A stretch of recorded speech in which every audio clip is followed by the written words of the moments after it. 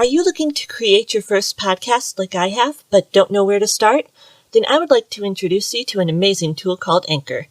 If you haven't heard about Anchor, it's the easiest way to make a podcast. Let me explain. It's a completely free service that offers creation tools to let you record and edit your podcast right from your phone or computer, then distributes your podcast so it can be heard on Spotify, Apple Podcasts, and many more. What's more, you can make money from your podcast with no minimum listenership. It's everything you need to make a podcast in one place, so what are you waiting for? Download the free Anchor app or go to anchor.fm to get started. Page 4. August 7th, 2020. Hello all, and welcome to the Book Nerd Diaries, the bite-sized bi-weekly audio journeys of a bookworm through an endless-to-read list.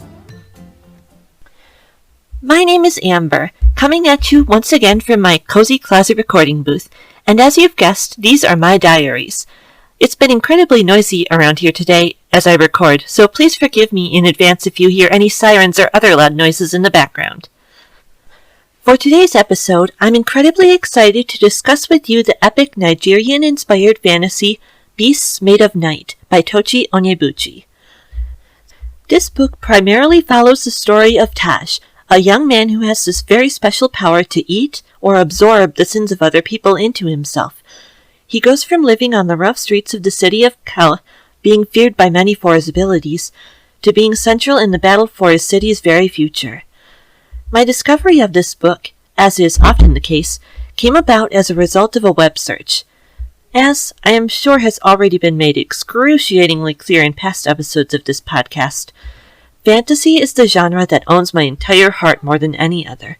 But as much as I adore the high fantasy world of knights, princesses, dragons, and wizards, it's vital to remember that there is an entire vibrant world of amazing fantasy writing out there outside of Middle-earth, written by brilliant authors from every walk of life. And so I was absolutely thrilled to find this incredible book as I fell down the proverbial rabbit hole that is Google. Upon reading the summary for this book, my inner nerd for all things paranormal was immediately taken by this book's utterly unique take on morality, which I promise I will cover later on in this episode, and was incredibly ready for a fantasy-tinged adventure with a spooky twist. What I was pleased to find, however, is that the book offers plenty of fun along the way too. Many of the book's central characters are children and teens, and that definitely shines through in how they find moments to simply play and joke with each other in the midst of their often dangerous existence. Great stories echo life in that they balance both the light and the dark in equal measure, and this book definitely walks that line beautifully. I don't wish to give away any major spoilers for this amazing book, in case any of you dear listeners would like to pick it up and experience the story for yourself. So now I'd like to share with you a few of my favorite standout aspects of the book in a segment I like to call the highlight reel. Highlight number 1 is the Inasisa, aka the titular Beasts Made of Night. They are, in essence, a physical manifestation of people's sins, which take the form of dark spectral animals of every type. For any Harry Potter fans out there, they can easily be considered as a negative counterpart to a Patronus. Despite their ghastly appearance, however, these creatures are highly dangerous and have the ability to easily kill whoever is in their path once they are drawn out of their unlucky hosts by a mage, which is where the next of our topics come in. Number 2, the Aki, also known as Sin Eaters. These people have the specialized powers and training to destroy these monsters made of sin, then actually absorb them into themselves as an inky mass, a process referred to as eating. Once the Aki has eaten the creature, a representation of its animal form then appears on the Aki's skin as a dark tattoo, a permanent mark of the sin that they have taken onto themselves. These valuable skills mean that they are often employed by the most elite members of society in order to purify themselves of their own corruption. But unfortunately, the Aki, in turn, are often paid and treated alarmingly poorly by the people they serve, looked down on as merely vessels for sin. What's more, as Aki absorb more and more sins into themselves, the weight of those burdens often becomes so heavy that they tragically lose all sense of themselves over time in service to people who don't even care about them, often at an alarmingly young age. It's a disturbing, corrupt system that absolutely breaks my heart. But as I've stated earlier in this episode, these brave young people somehow still manage to find joy and family with each other in their awful circumstances that I can't help but admire. One such character is, topic number 3, Taj, our young Aki protagonist. He is a fearless, talented sin-eater who has to endure a great deal in his life, from having to be taken from his family at a young age due to his powers, to having to fight fear and hatred from the people he protects with their powers. As such, he tries his best to separate himself from the rest of the world and the people in it. Despite his best efforts, though, he can't help but become a big brother figure to his fellow Aki, and cares deeply for the people in his community, try as he might to hide it. He is also a loyal son to his parents, making a point to send a huge portion of the money he earns from eating sins, despite not being allowed to even see them again.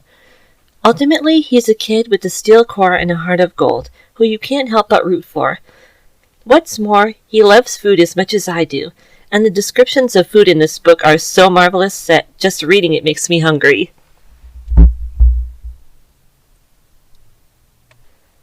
In the end, I would highly recommend this book to anyone who are fans of YA fantasy titles like the Shadowhunter franchise, or contemporary fantasy juggernaut Children of Blood and Bone by Tomi Adeyemi, as well as anybody who is looking for fantasy with a brand new twist.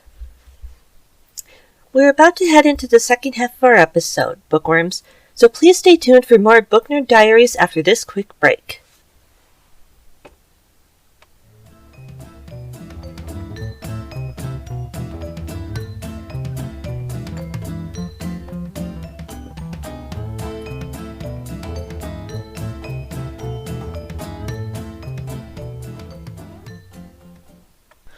And we've returned, everybody. We hope you've topped off your coffee or tea if you have any. Let's get back to the show, shall we? Now that we've reached the other side of our book discussion, it's now time to head over to the Trivia Corner, aka the nerdiest segment in podcasting, where I share with you a fun trivia question related to today's book. Since Beasts Made of Night features sin creatures that take the form of animals, my trivia question for you today has to do with one of my absolute favorite animals, the otter. Ready? Your question for this episode is, what is a group of otters called? Is it A, a raft, B, a lodge, C, a romp, or D, all of the above? The answer is D, all of the above. A raft is the term used for a group of otters in the water, while a lodge, a romp, a bevy, or a family are all terms used to refer to a group of otters outside of the water. Adorable names for absolutely adorable animals. For this question, my source was National Geographic. We've almost reached the end of today's episode, but before we go, it's now time for this episode's listener question. Ready? Your question for this episode is, what was your favorite book when you were a kid? My answer is, the book that I myself have the fondest memories of is the Winnie the Pooh series by A.A. Milne. My mother has an absolutely beautiful vintage set of the books that she herself got as a child, and some of my fondest early memories are of falling asleep listening to my mom read to my sisters and I the tales of the famous silly old bear. If you would like to share your childhood favorite stories, please feel free to hit me up on any of our social media accounts linked in the show notes, or drop me an email at bndpod@gmail.com, and I'll read it out loud in the next episode. That's all for today's episode, folks, but I'll see you next time for another entry in the Book Nerd Diaries. Please take care out there, everyone, and keep on reading. The Book Nerd Diaries and its associated shows are written, edited, researched, and hosted by me, Amber Wilchin. Thank you to Kevin MacLeod for the use of our theme song, The Show Must Be Go, Sincerely Media on Unsplash via Anchor for our wonderful cover art, and most of all, I'm truly grateful to you out there for listening. Please subscribe to our show wherever podcasts are found to get new episodes when they air, leave a review or comment where you can, so other people can find us, or share this show with the book lovers in your life to help spread the word. Every little bit helps. If you'd like to connect with us online, please look for us on Twitter at BNDpod, Facebook at Book Nerd Diaries, or email us at bndpod@gmail.com. Any comments, questions, or book suggestions you may have are always welcome. Until next time, everyone, please take care of each other and be sure to support your local library.